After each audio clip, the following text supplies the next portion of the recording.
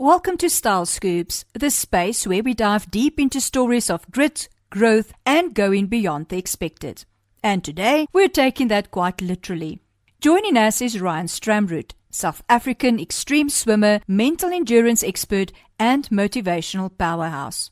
From the icy waters of Antarctica to the brutal currents of the English Channel, Ryan has pushed the boundaries of human performance in some of the hardest environments on Earth. You've conquered some of the most extreme swimming challenges on the planet. What drives you to push behind the limits of human endurance? It is the growth that comes with pushing the limits, to be frank. So, I never woke up one day and decided I wanted to do a whole bunch of uncomfortable stuff. But once I started pushing my own boundaries at a very low level in the early days, I realized just how much I learn when I push myself out of comfort. And that has taken me to some of the planet's most inhospitable places, pushing further and further endurances. So it's all about growth for me. Cold water swimming is as much a mental challenge as it is a physical one. How do you train your mind to overcome fear and discomfort? So fear and discomfort are always going to be there. It's just where you channel it that's important. And it's very, fear is very, very real. So it's very easy to say, oh, just channel your fear positively, but very hard to do. But like anything that's hard to do, it takes practice. So I have fears. I have real fears. But I just address them slightly different. I don't allow myself to run away from those fears. I face them head on and I figure out how to overcome them. And that, again, is easy to say and not easy to do.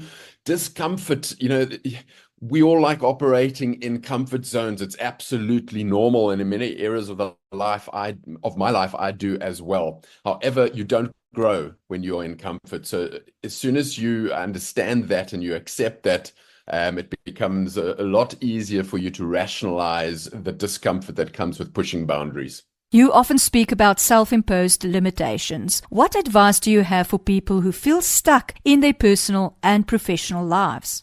So self-imposed limitations might be too literal. We're all human. We all have the most incredibly powerful tool, our minds, that is driving us and steering us and making decisions for us, often subconsciously.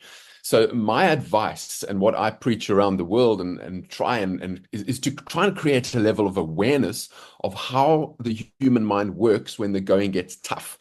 In other words, when you are in an uncomfortable situation, when there's an element of fear, when failure is a potential outcome, we all have limitations. We all want to run in the opposite direction. But once you understand what your mind is doing, it's trying to keep you safe, obviously, but it's trying to keep you safe from the pain and the humiliation and the consequence and everything that comes from failure. When you understand that and you understand that it is way more too overzealous, it acts very, very early, then you can start to challenge it. And once you start doing that, your personal and professional life look very, very different because your problems and challenges start looking different. You look at them through different eyes, not through let me turn around and go back to comfort eyes, rather let me figure it out kind of eyes. Your swims take you to some of the most remote and hostile environments. Which experiences had the biggest impact on your perspective of life? Oh, it's been such an unbelievable journey for me, and I do such different swims from extreme cold swims in Antarctica in -1 degree Celsius water in my Speedo, all the way to something like a False Bay or an English Channel swim, which is not 30 minutes, it's 13 hours. So and in not as cold water, but still cold water. And they have very, very different impacts on me and my mental growth. If I had to single one out, it's very difficult. The English Channel was in my early days, long before I should have been there, in my opinion.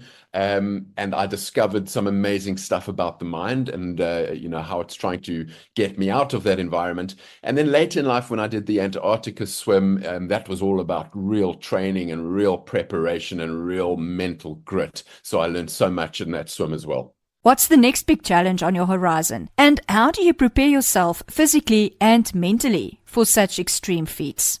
I'm currently speaking and doing keynotes and performance speaking around the world. So for me to start training and do the kind of discipline training that I need to do the next goal that's in my head has been offset a little bit. So there's nothing imminent, but I am looking to do approximately a 66 to 70 kilometer swim in chilly water, not freezing water, but it's an extreme distance for swimming in a Speedo, and it's a goal that I would love to take on. So I'm getting my mind in the right place. I think about it a lot, and obviously then it's just the hardcore research and, in the swimming world, you've got to figure out currents and, tidal zones and the predators below you. So I think about it a lot. There are two sides of it. One is the physical fitness. You've got to get yourself properly physically fit. That takes time and heavy discipline. You have to condition your body so that it knows the kind of impact it's going to feel. But mentally is what takes the most time. You've got to be strong and brave and understand you're going to be in discomfort for an extremely long time. And that for me takes, I think about it a lot and I prepare for it. And every time I get in the cold water, I'm thinking about, can I do this for 25 to 30 hours? And eventually you start toughening your own mind. That's it for this unforgettable deep dive with Ryan Stramrood. His message: the biggest obstacles we face aren't out there, they're within. Whether it's freezing water or fear of failure, Ryan shows us that with the right mindset, even the impossible becomes possible.